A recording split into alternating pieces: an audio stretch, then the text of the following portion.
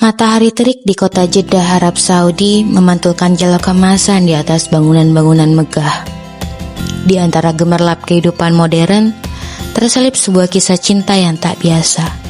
Seorang janda Arab yang anggun, Aisyah binti Khalid, hidup dalam kesendirian setelah ditinggal suaminya 5 tahun lalu. Hidupnya berubah drastis ketika suatu hari dia menemukan sebuah surat kabar tua dari Lampung, Indonesia yang terbawa angin hingga ke teras rumahnya. Di dalam koran itu ada sebuah kolom opini yang ditulis oleh Fadli Ramadan, seorang penulis kocak yang kerap mengkritik kehidupan sosial dengan gaya satir. Tulisan-tulisannya yang pedas namun jenaka membuat Aisyah tertawa untuk pertama kalinya dalam bertahun-tahun. Tanpa disadari, hatinya mulai bergetar. Siapa sangka seorang janda Arab yang taat akan jatuh cinta pada lapar koran dari Lampung. Sebutan untuk Fadli yang selalu mengeluh tentang harga nasi padang dan kopi tubruk yang tak pernah cukup memuaskan dahaganya.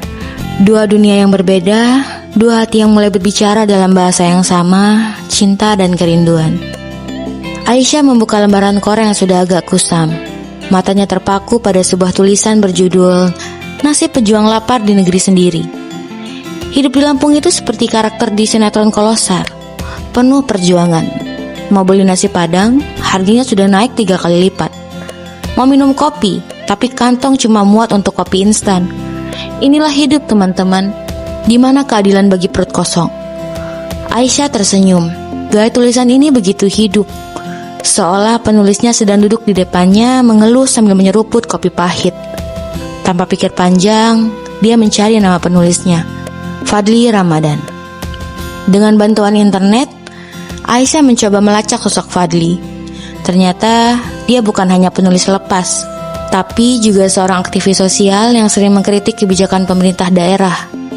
Sosial medianya dipenuhi candaan kering dan kritik pedas, tapi juga foto-foto makanan sederhana yang selalu dia keluhkan.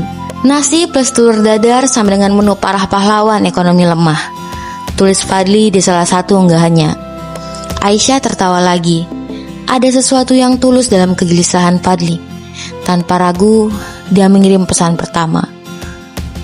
Assalamualaikum Tuan Fadli. Saya Aisyah dari Jeddah. Saya suka tulisan Anda.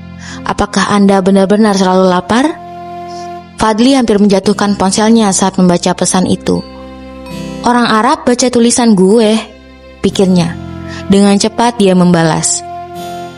Waalaikumsalam Ibu Aisyah. Terima kasih sudah membaca tulisan saya. Dan ya, saya memang selalu lapar. Tapi bukan karena kurang makan, tapi karena di sini banyak masalah yang bikin perut mual dan kepala pusing. Percakapan mereka pun berlanjut. Aisyah yang biasanya pendiam, tiba-tiba menjadi cerewet.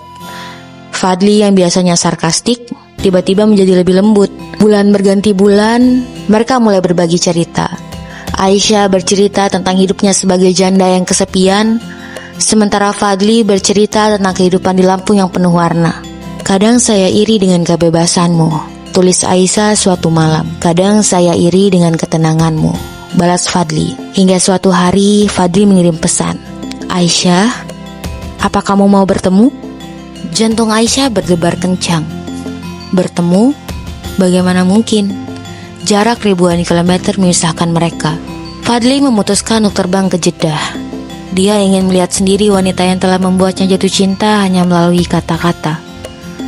Pertemuan pertama mereka di Bandara King Abdul Aziz begitu emosional. Aisyah dengan hijab anggunnya berdiri gemetar. Fadli dengan kaos oblong dan celana jeans lusuh tersenyum lebar. Kamu lebih cantik dari yang kubayangkan, kata Fadli. Kamu lebih lapar dari yang kubayangkan, kata Aisyah sambil tertawa. Setelah melewati segala rintangan, perbedaan budaya, penentangan keluarga, hingga proses Fadli memeluk Islam, akhirnya hari pernikahan mereka tinggal hitungan hari. Aisyah sudah berada di Lampung, siap untuk memulai hidup baru. Namun, takdir berkata lain. Fadli tiba-tiba pingsan saat rapat di kantor redaksi. Dokter mendiagnosis penyakit langka yang menyerang sarafnya akibat kelelahan fisik dan stres berkepanjangan. Ini tanda dari Allah, ucap keluarga Aisyah. Lihat nak, ini pertanda hubungan ini tidak direstui. Pulanglah sekarang, kata Syekh Khalid melalui telepon. Kamu mau merawat orang sakit seumur hidup? Dia tidak akan bisa memberimu keturunan, ucap saudara-saudara Aisyah. Jika aku meninggalkannya sekarang, di mana imanku sebagai seorang muslimah? Kata Aisyah dengan air mata. Aku menjadi beban, ucap Fadli dengan rasa bersalah. Saat sadar di rumah sakit, Fadli melihat Aisyah yang kurus dan tidak tidur semalaman. Aisyah, batalkan pernikahannya. Aku tidak ingin melihatmu sengsara. Rizal, sahabat Fadli marah. Lo gak boleh nyerah. Lo tahu berapa banyak yang sudah dikobarkan Aisyah buat lo. Keluarga Fadli bukanlah orang kaya. Operasi dan terapi membutuhkan biaya ratusan juta. Aisyah diam-diam menjual perhiasannya. Tapi seorang teman Fadli memposting hal ini di media sosial. Judul viral, janda Arab rela jual perhiasan demi calon suami sakit. Komentar netizen, cinta sejati versus dibohongi pria lokal, kasihan. Kenapa Allah menguji kami sedemikian berat? Aisyah yang biasanya kuat mulai meragukan takdir.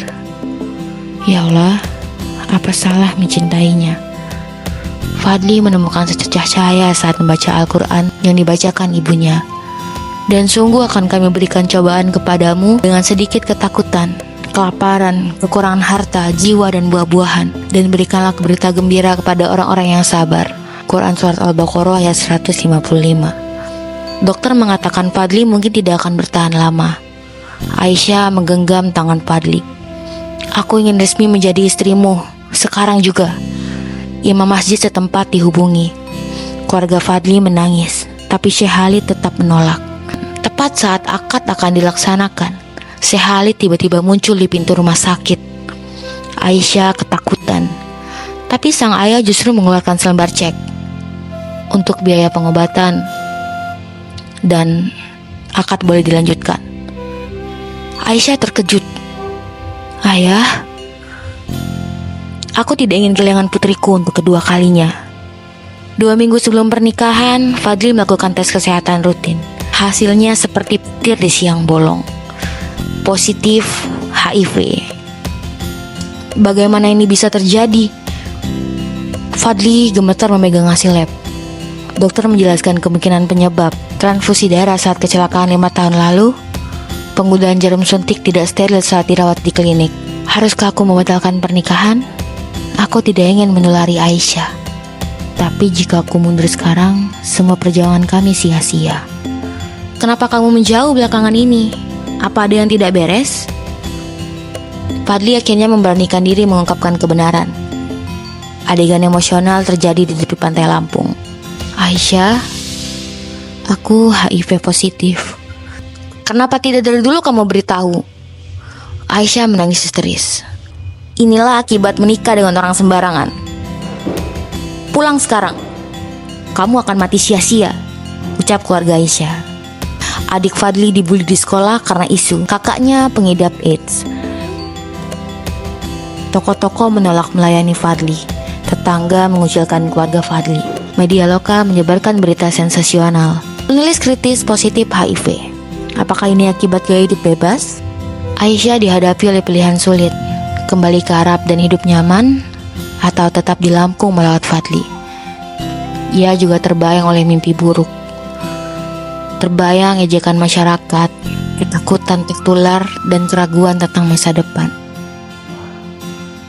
Aisyah menemukan artikel tentang perkembangan terapi ARV dan kisah pasangan diskordan yang bahagia. HIV bukan akhir segalanya, bisiknya. Aisyah memutuskan, aku tidak akan meninggalkanmu. Kita akan hadapi ini bersama. Fadli menangis. Kamu yakin hidup bersamaku tidak akan mudah? CD Forkon merosot. Dokter di Lampung sudah angkat tangan. Kami sarankan perawatan paliatif. Aisyah histeris. Tidak, aku tidak akan menyerah. Seorang ustadz di komunitas muslim Lampung menyarankan, pernah dengar tentang mukjizat air zam-zam? Banyak yang sembuh setelah meminumnya dengan ikhlas dan doa. Fadli skeptis. Aku bukan seorang superstitius. Tapi Aisyah bersikeras. Ini bukan soal percaya atau tidak, ini soal tawakal. Aisyah menghubungi keluarganya di Arab untuk mengirim air zam-zam. Dihadang masalah birokrasi pengiriman. Kakak Aisyah menolak. Ini hanya tahayul. Seorang jemaah haji asal Lampung kebetulan pulang dan membawakan air zam-zam untuk mereka. Di kamar rumah sakit, mereka melakukan sholat berjamaah, membaca Al-Quran bersama dan meminum air zam-zam sambil berdoa khusyuk. Ya Allah, jika ini baik untuk kami, sembuhkanlah hamba-Mu ini. Malam pertama, Fadli berkeringat deras. Hari ketiga, demamnya turun drastis. Di minggu kedua, nafsu makannya kembali. Dokter terkejut. Ini tidak masuk akal. CD4 count-nya mulai naik. Keluarga Aisyah tetap skeptis.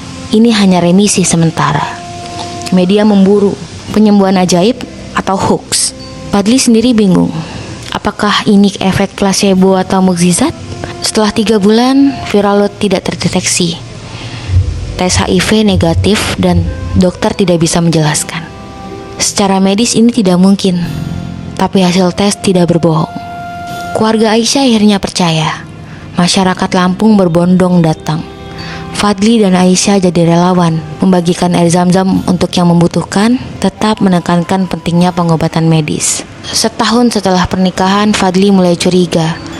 Aisyah selalu menginisiasi hubungan intim 3-4 kali sehari. Marah jika Fadli kelelahan. Pernah ketahuan masturbasi saat Fadli sedang bekerja. Ini bukanlah normal, Ash, gumam Fadli.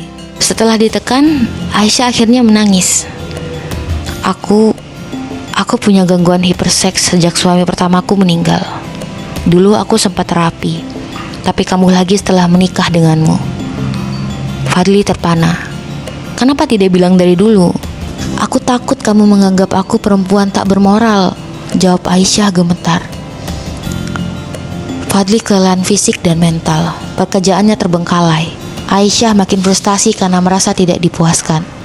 Aku mencintaimu, tapi aku bukan mesin, teriak Fadli suatu malam. Saudara Aisyah yang dokter mengetahui masalah ini. Ini namanya compulsive sexual behavior disorder. Aisyah butuh terapi khusus.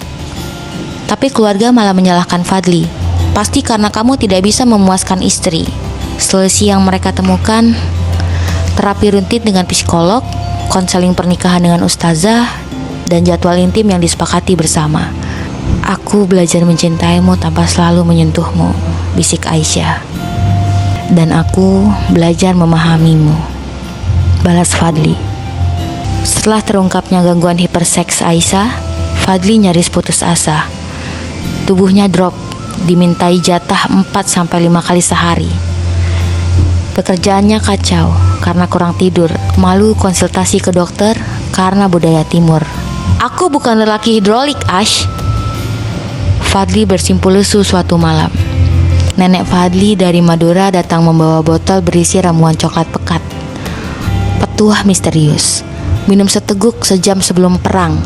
Kakekmu dulu pasukan di Penogoro bisa tahan 7 hari tanpa tidur karena ini. Fadli skeptis. Ini bukan narkoba kan, Nek? Bahan alami semua. Pasak bumi, madu hitam, lintah laut kering. Malam itu, Fadli minum ramuan pahit. Dalam 30 menit, seluruh badan panas. Darah berdesir seperti dialiri listrik. Aisyah yang biasanya dominan, kini terkapar lemas. Jam waker menunjukkan pukul 4 pagi. Aisyah pertama kali bilang, "Ampun, cukup." Fadli jadi over energik, mampu ngeblok 10 artikel sekaligus setelah aksi. Kebun belakang yang terbengkalai kini tertata rapi. Aisyah malah jadi pemalu, menutupi wajah setiap Fadli lewat. Gosip di PKK desa, dikasih obat perangsang suaminya tuh. Tetangga melaporkan ke polisi karena dengar teriakan Aisyah. Dokter puskesmas penasaran, ingin meneliti ramuan. Keluarga Aisyah dari Arab memesan 10 botol untuk dibawa pulang. Sayang, bangun. Matahari sudah tinggi. Fadli menyembunyikan kepala di bantal. Matahari boleh tinggi, tapi si dia lagi turun. Ash. Kamu ini suami atau ondel-ondel? Bisa berdiri pas hari raya doang. Nenek Fadli tiba dengan tas besar. Ini ramuan warisan leluhur. Dulu kakekmu meminum ini sampai kuda tunggangnya yang minta ampun. Bahan-bahannya apa saja, Nek? Ramuan spesial.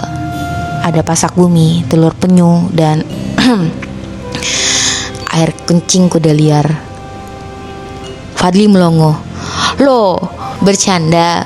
Cuma jahe merah sama madu, kata nenek sambil tertawa. Setelah minum ramuan, Fadli tiba-tiba bisa bahasa Arab. Kipas angin di kamar berputar sendiri, padahal belum dinyalakan. Aisyah memakai baju renang buat jaga-jaga kalau kamar kebakaran. Pukul 3 pagi, Aisyah terkapar. Astagfirullah, aku liang lahat nenek moyangku. Fadli masih semangat. Sayang, tadi kan baru ronde 7, masih ada bonus beli 1/3. Fadli jadi super aktif, mengecat ulang rumah jam 2 pagi, menantang karateka kampung, cuma buat pemanasan, bikin status WA.